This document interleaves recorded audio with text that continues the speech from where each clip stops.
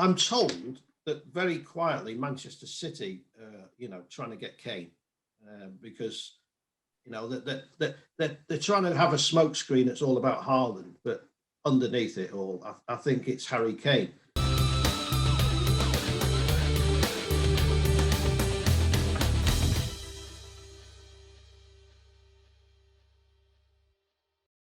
We really hope you like this video. Just subscribe, like, and click the bell to be notified of more content just like this. It's the weekend preview with Charlie McCann and John Richardson. How are we, fellas? Top of the morning. Good form, thank you very much. Charlie is sort of more, he's in a more darker kind of, I wouldn't say a gloom, that's not the right word, just a sort of a darker feel. And Rico's looking particularly bright this morning. Well, that's probably our moods after Everton's. Yeah, here we go. And Newcastle's. Yeah, Newcastle are just tremendous. Oh no, You're. Can you hear that, Rico? Sorry, I didn't hear that. Newcastle are going to make Europe. Well, there's war broken out. Right. Hey, well, Steve Bruce is staying as well, he says. So he says, yeah, I think, watch this space. It depends on the progress of this takeover, which I don't even want to talk about because it's been bubbling under for ages, hasn't it? But yeah, I mean, he's got, as I said, there's no problem with the owner. I mean, Mike Ashley loves him because all Mike Ashley wants to do is stay in the Premier League, and he doesn't really want to feature at the top half of it. Just steady on at 13th, 14th, 15th. He's happy with that. Before he sells it. But it's Steve Bruce's mentality you worry about. Steve. I know Steve quite well, and the rubbish that he's had to endure over the last few months would. I wouldn't fancy it, I must admit, and it's going to continue. I tell you what, though, he would have loved that feeling of the Leicester win, wouldn't he? When they, I think every point and every 3 points and every good performance, he must be even more as a result of what's happened. But I'm going to do a Charlie here because at 4-0, I'm still worried. And then it gets 4-1, 4-2, and then there was a fantastic save. I just thought this could be 4-4, and I know where Charlie comes from with Everton. I'm the same with Newcastle. You just can't relax. We should have a cigar on at 4-0, but I was looking at the little clock, how many minutes to go, even at 4-0. People said, what's the matter with you? Anything could happen. It nearly did. I've got to say, I felt the same at 3-1 with Liverpool last night, Charlie. I don't know if you watched the game. Oh, yeah. Yeah, I did. At 3-2 especially, as well. But I thought that was a fabulous Liverpool performance. And I know it was, I really enjoyed watching them.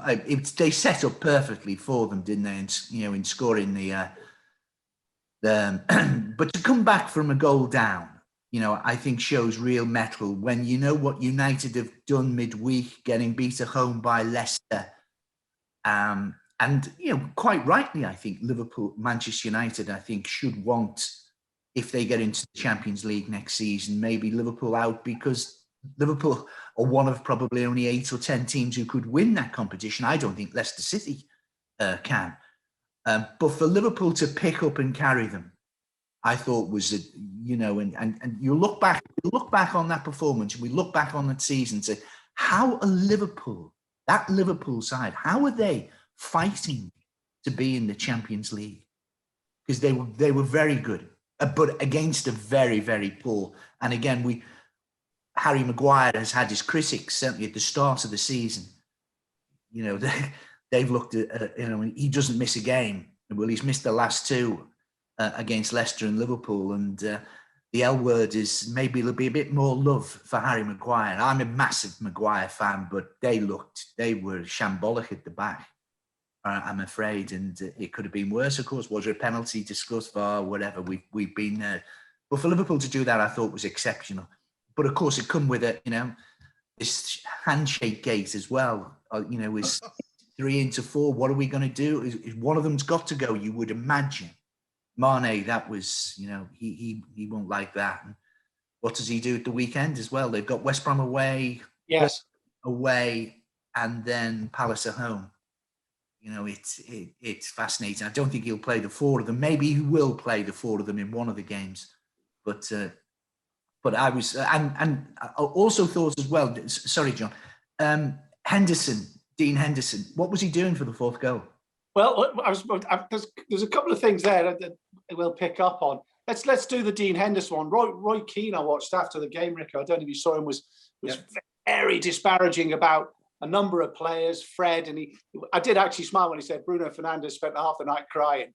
But Dean Henderson, he said, looks small, which I thought was interesting because certainly on that fourth goal, he kind of looks like a small, he's not Laurie Civil, but he's a kind of small keeper, isn't he?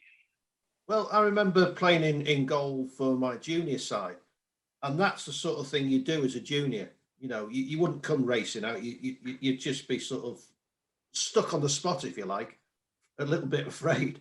And he made it so easy for Salah, didn't he? It was poor. Oh. I'm not a Dean Henderson fan. I think he's okay. I think David De Gea is the better goalkeeper, but he's out of form. If you look at the two of them, David De Gea has been fantastic over the years, far better than Dean Henderson.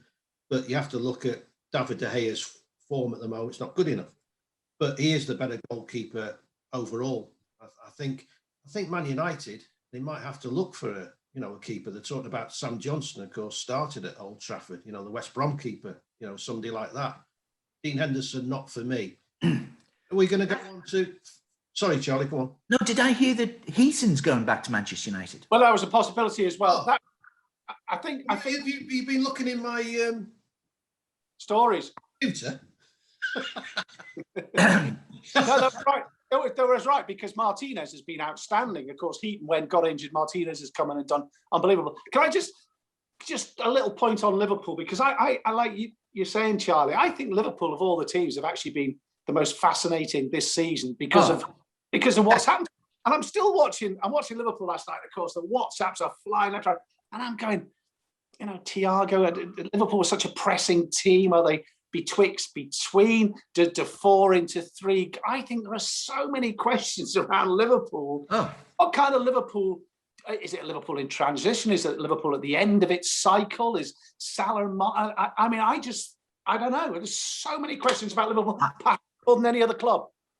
Yeah, I think that the defeats at home, I think even something like Trent Alexander-Arnold is almost symbolic of Liverpool's season.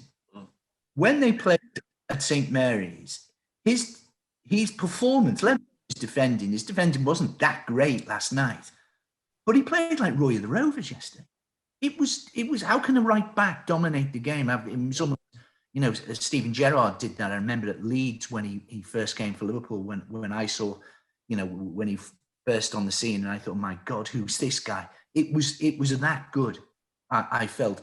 But do you remember when Danny Ings sort of mugged him off, and he is symbolic of what has been. We look back on this season, they've beaten at home by Burnley, Fulham, Everton, and they were lucky to score none. And yet you see that team last night full of energy, the high press, and you just think to yourself, you can't blame it on the lack of crowds. Liverpool had an extra, because they started the season well. They were top of I read this morning. Yeah, they've had this extraordinary dip. And of course now you think to yourself, well, who's the main threat to, there are 4 teams I think can win the Premier League, which I think is really good next season. Manchester City, Manchester United, Liverpool and Chelsea. The others, have got a cat and L's chance. Rico? They lost form. Simple as that, didn't they? They lost form at all stages of the season are vital these days. You lose a few games and you've had it. I mean, don't forget Manchester City. They lost form as well. They were on stage 13th or 14th in the Premier League, but they have recovered. Liverpool's recovery is probably coming a bit too late, although you wouldn't bet against them now getting into the top 4. But simple as that. I mean, everybody goes on about all the defensive changes, which, there's been 18 or 19 different central defensive partners. But it was the three or four, what you want to call them, up front that lost their mojo, if you like. But last night, as Charlie said, it was rediscovered, and Trent Alexander-Arnold, I think that's one of the best fullback displays I've ever seen. It was, as Charlie said, it was man of the match material. He won the match from right back. I've got to say, and I apologise to all Manchester City fans. It was down on the little list to start the programme by saying congratulations to Manchester City, Premier League champions, because they've been the best team by a mile, Rico, haven't they? I wouldn't say by a mile. I mean, I've seen quite a few of their games. They haven't been the Manchester City of the last few seasons, but credit to them. They played without a recognised centre forward. The thing is, when you analyse that team, there's goals right throughout the team. I think the leading score is only 12, but there's 11s, 9s, 8s, 7s, and that is vital. They don't rely on just one person to score goals, as they have done maybe in the past with Aguero. Yeah, the football, certainly when it mattered, under pressure, has been exemplary. They've been superb, and they have been good to watch. And to give the Pope credit, he does take every competition seriously, and he does improve players. But he does have a lot of money at his disposal. He can go out and buy whoever he wants. I'd just like to see him managing Burnley, but that won't happen, will it? Could Charlie, you say there's 4 teams can win the Premier League. I just wonder if a Harry Kane or I don't suppose he will now, Erling Haaland went to Manchester City, they'd be over the hill and far away, wouldn't they? Well, you tell Thomas Tuchel that. They've played them twice and beaten them twice this season. But then, of course, you see was it a freak result, the game against Arsenal midweek? Arsenal never really had a kick, and the next thing you know, they've won 1-0. But, it's better to be a lucky manager than a good manager. One thing will be interesting, I think, the Manager of the Year award, which, could you offer it to Tuchel if he wins the Champions League and the FA Cup? And what an extraordinary transformation in Chelsea. They've got to get into the top 4, of course. But then, of course, if Manchester City, we do have to, I think, remember that Manchester City played weakened teams in the FA Cup semi-final and also against Chelsea at Eastlands on Saturday. But and of course, if Aguero doesn't think he's really big bollocks, then it's probably a different game. But you can imagine. I do think it's a 4-horse race. I really do. Haaland, they've got to get somebody, and I don't think you can rely on maybe 12 goals. But there's arguments that Manchester United need to get players in. Tuchel will certainly want to get players in, and Klopp will certainly want, whether the handshake gate has decided that it will be Mane who leaves. But of course, on these guys' wages, it's a difficult one, isn't it? Can we just, because we've let him off the hook so far, and I don't want to let him off the hook. Bruno Fernandes last night was an absolute disgrace. A lot of my colleagues are voting for him for player of the season. I mean, he's just a big baby. Touch him, he goes down, he yelps, he's moaning at the referee all the time. He's at people all the time. I know he's not popular amongst his teammates. Now, the guy's a good player when he's on form. He makes things happen. I just don't like him. He's one of those that just cannot like. I'd love to be playing against him and kick him right where it hurts. I just don't like him. Why do you not like him, Bruno? Any word on? I mean, Harry Kane did actually supposedly came out and said, "Well, I might have a look." But will there be any movement? Will there be a Kane movement? Will there be a Haaland movement? That seems to have gone a little bit cold. And if so, where would destinations be? Well, I'm told that very quietly Manchester City, trying to get Kane because they're trying to have a smokescreen that's all about Haaland, but underneath it all, I think it's Harry Kane. Now, the problem you have there, of course, is Daniel Levy and how much he would want for Harry Kane. Now, I think Harry would agitate for a move because You know, I watched it. I covered the game at Leeds last week. You know, and he cut a forlorn figure. You know, going down the tunnel, thinking, "Oh, I've had enough of this." So you can't blame him. He's Tottenham through and through. But you know, you should really say, Harry, you know, we've got a good offer here. It's up to you. And I think he would go. So I think Manchester City would be favourites. I don't think something that he doesn't want to go to Man United. I don't know what the reason is, but he's telling people if he's going to go somewhere, it'd be Manchester City. So, you know, I think that could still happen, but it'd be a lot of money. But because City do pay big money.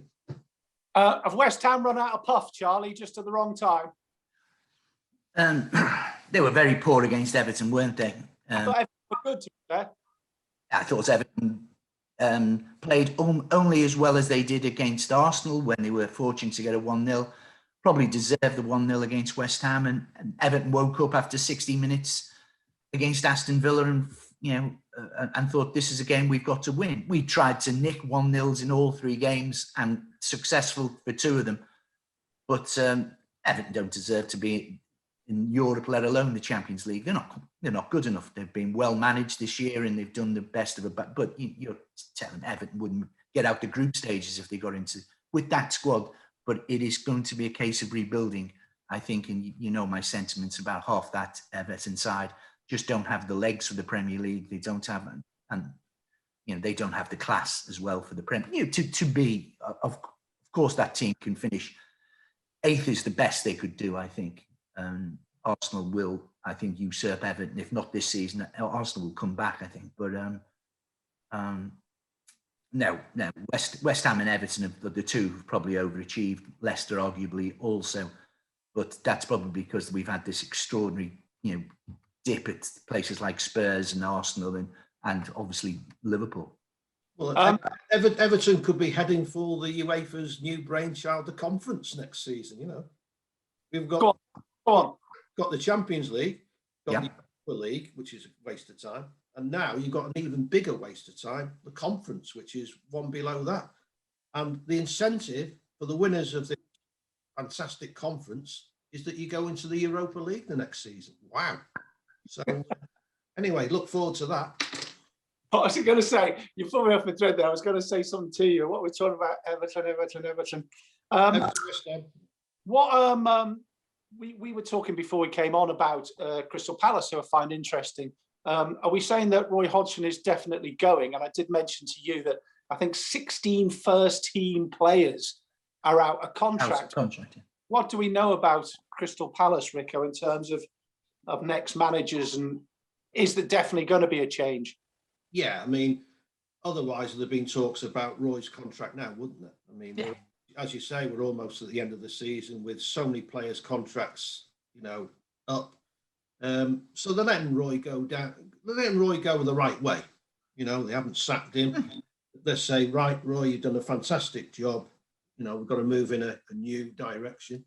Thank you very much. They might give him an ambassadorial role, or maybe, you know, on the board or something like that. But they are looking for a new manager, and the current favourite is Frank Lampard. I mean, Sean Dyche, you know, has been talked about. Eddie Howe was talked about, but he's off to Celtic.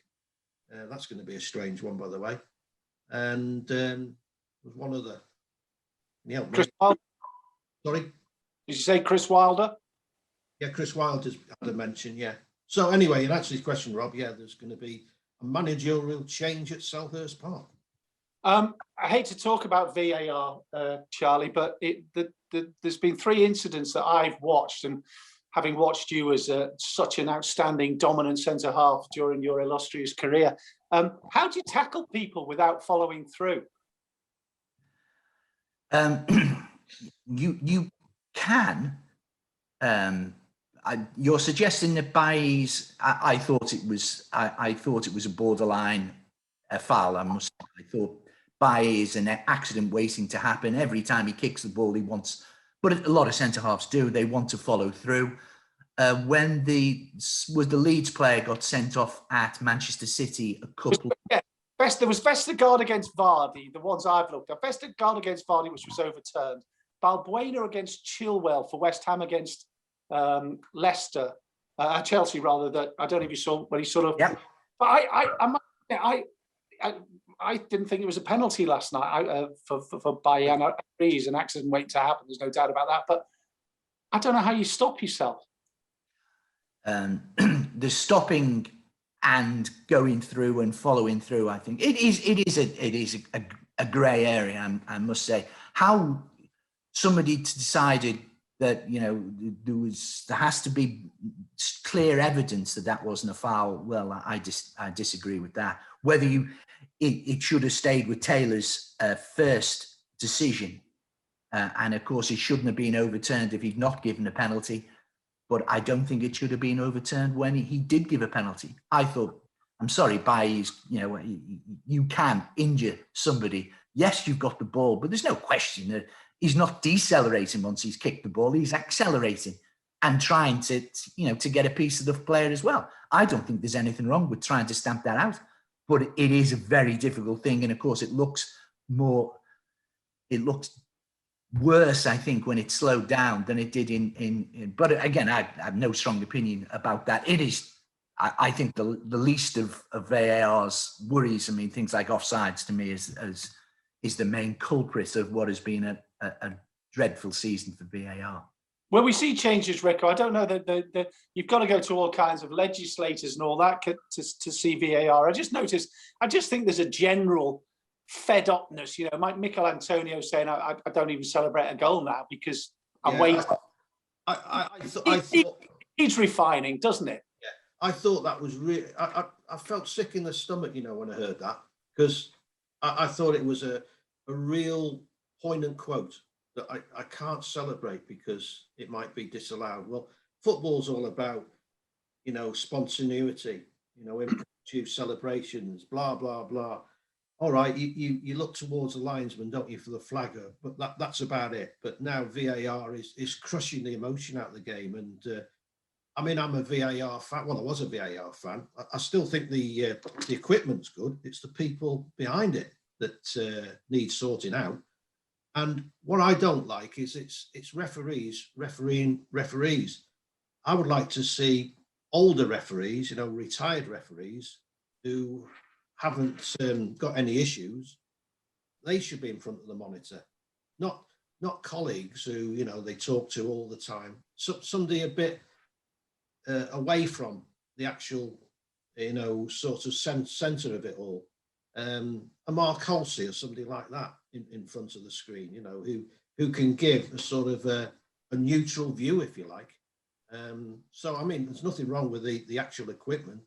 It's the people, you know, making these decisions. Are you excited about the FA Cup final, Charlie? I haven't been excited about the FA Cup final for a number of years. If I was honest, I don't. You know, it is not the same competition. Whatever BT and BBC tell us, it isn't. It's as simple as that. At the same time, you know, it's likely that one of the big six will win it for the X year. Since I think is it Wigan, Portsmouth, and Everton in '96, and apart from that, Leicester have done well, but have they got as much chance as Watford did a few years ago against?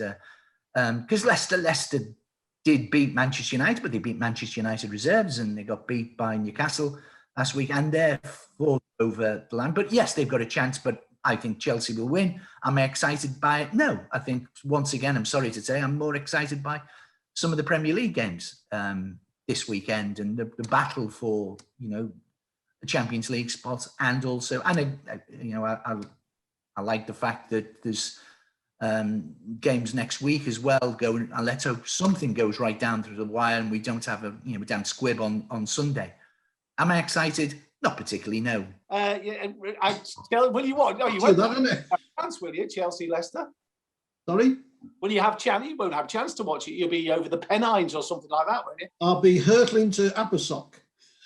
All right, there you go. My seaside retreat. You probably need it. Listen, we'll do it all again next week. Next week, let's pick our team of the season. I'll just give you that to think, and players of the season and managers of the season. Let's have a casual think about that for next week. Do that. Charlie, anything for the weekend? Have you got us a winner? Can I just give Gylfi Sigurdsson will not be involved in my team of the season. I was discussing before the game yesterday, and my brother mentioned, he said, has Gylfi Sigurdsson ever scored a free kick? And we said, we can't understand why he takes them in front of Luca Digne. Anyway, the commentator straight away, after about 10 minutes, haven't got a free kick. He said, Gylfi Sigurdsson's never scored a free kick. Extraordinary myth that he's this dead balls. He can take corners though, and he's not bad at penalties. I will come to his rescue. He's in good company, you know. If you look at the stats of a lot of the free kick takers, they're awful. All rubbish, yeah. Yeah. There haven't been many this year. But I'm going to back a horse called King Frankel tomorrow. Guest finished 6th, which doesn't sound very good, but a lot of the firms were paying 6 places each way last week. Remember, Rob asked me last week, and I said, Ropey guess. Well, he finished 6th in the Victoria Cup, but many of the firms were betting each way 6 places because it was a 25, 26 runner handicap. But King Frankel tomorrow, it's around about 8-1.